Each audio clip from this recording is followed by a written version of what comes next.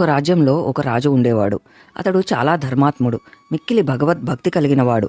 ఒకరోజు భగవంతుడు అతని భక్తికి ప్రసన్నుడై అతనికి ప్రత్యక్షమై ఏదైనా వరం కోరుకోమన్నాడు. అందుకు రాజు, భగవాన్, నీ కృప వల్ల నా వద్ద సర్వసంపదలు ఉన్నాయి, అన్ని రకాల సుఖ సంతోషాలు ఉన్నాయి. అయితే నాది ఒక్కటే కోరిక, మీరు నాకు కనిపించి నన్ను ధన్యుణ్ణి చేసినట్టే నా ప్రజలకు కూడా కనిపించి ధన్యులను చేయండి అని అన్నాడు. దానికి భగవంతుడు, అదెలా సాధ్యం? నీ భక్తి, నీ మంచితనం వల్ల నీకు సాధ్యపడింది. కానీ అలా అందరికీ ప్రత్యక్షమై దర్శనం ఇవ్వడం కుదరదు కదా అని అన్నాడు. కానీ రాజుగారు తన పట్టు వీడలేదు. తను అనుభవించిన భగవదనుభూతిని ప్రజలకు కలిగించాలని తలచి భగవంతుని తన కోరిక తీర్చవలసిందేనని వేడుకున్నాడు. భగవంతుడు అతడికి ప్రజల పట్ల ఉన్న ప్రేమకి ముచ్చట చెంది, సరే, రేపు నీ ప్రజలనందరినీ తీసుకుని ఆ కొండ దగ్గరకు రా, నేను కొండ మీద అందరికీ దర్శనమిస్తాను అని అన్నాడు.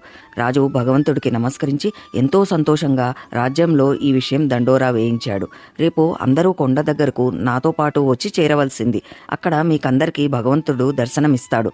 ఆ మర్నాడు రాజు స్వజనులతో పాటు ప్రజలందరినీ తీసుకుని కొండవైపుకి నడక ప్రారంభించాడు. కొంత దూరం నడిచేసరికి అక్కడ ఒక రాగి నాణాల కొండ కనిపించింది. ప్రజల్లో కొంతమంది అటువైపుకి పరిగెత్తడం ప్రారంభించారు. అప్పుడు జ్ఞాని అయిన ఆ రాజు వారిని సమాధానపరుస్తూ, అటువైపు ఎవరూ దృష్టి పెట్టకండి, ఎందుకంటే మనం ఆ సర్వేశ్వరుడైన భగవంతుడి దర్శనం కోసం వెళ్తున్నాం. ఈ రాగి నాణాల వెనకపడి మీ అదృష్టాన్ని కాలతన్నుకోకండి అని అన్నాడు. అయినప్పటికీ ఆ ప్రజలు ఆశతో ఆ రాగి నాణాలను దొరికినవి దొరికినట్టుగా మూటకట్టుకొని తిరిగి తమ ఇండ్లకు వెళ్ళిపోయారు.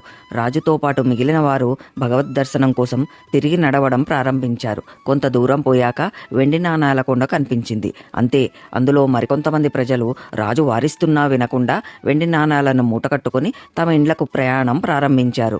వాళ్లకు వెండి నాణాలు మళ్లీ దొరుకుతాయో దొరకవో కానీ ప్రయత్నిస్తే భగవంతుడి దర్శనం ఎప్పుడో ఒకప్పుడు దొరక్కపోతుందా అని అనిపించింది. రాజు మిగిలిన వారితో భగవద్ దర్శనం కోసం తిరిగి నడక ప్రారంభించాడు. ఈసారి దోవలో వారికి బంగారపు నాణాల కొండ కనిపించింది. ఈసారి ప్రజలందరూ రాజుగారి బంధువులతో సహా బంగారు నాణాల కోసం అటువైపు పరిగెత్తారు.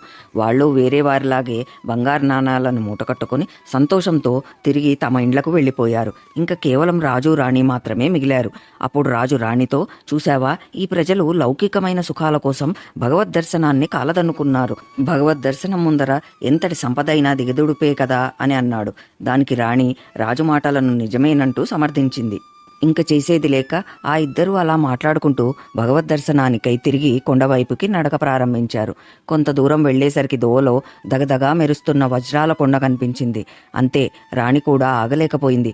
వజ్రాలపై మక్కువతో అటువైపుకి పరిగెత్తి వాటిని మూటకట్టుకోవడం ప్రారంభించింది. ఇది చూసిన రాజు ఎంతో బాధపడ్డాడు. విరక్తి చెందిన మనస్సుతో బాధగా ఒక్కడే ఒంటరిగా కొండవైపుకి నడిచాడు. కొండ దగ్గరికి వెళ్లేసరికి భగవంతుడు కరుణ నిండిన కళ్ళతో చిరునవ్వులు చిందిస్తూ కనిపించాడు. ఒక్కసారిగా అంతులేని దుఃఖంతో భగవంతుడికి సాష్టాంగ నమస్కారం చేశాడు రాజు.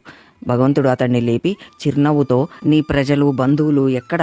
నేను ఎప్పటి నుండో మీ అందరి కోసం ఆతృతతో ఎదురు చూస్తున్నాను అని అన్నాడు. నోట మాట రాక రాజు సిగ్గుతో తలదించుకున్నాడు. అప్పుడు భగవంతుడు రాజుకు ఇలా వివరించాడు. ఓ రాజా, ఎవరు తమ జీవితంలో భౌతిక, సాంసారిక సుఖాలను నాకంటే ఎక్కువని భావిస్తారో వారికి నేను ఎప్పటికీ లభించను. వారు నా స్నేహాన్ని, కృపను ఎప్పటికీ పొందలేరు. నీవు అష్టైశ్వర్యాలతో తులతూగుతూ కూడా వాటిని తృణప్రాయంగా భావించి నా దర్శనానికై తపించావు. నీలాంటి నిర్మలమైన భక్తులకు మాత్రమే నా దర్శనం లభిస్తుంది అని అంతర్ధానం అయ్యాడు.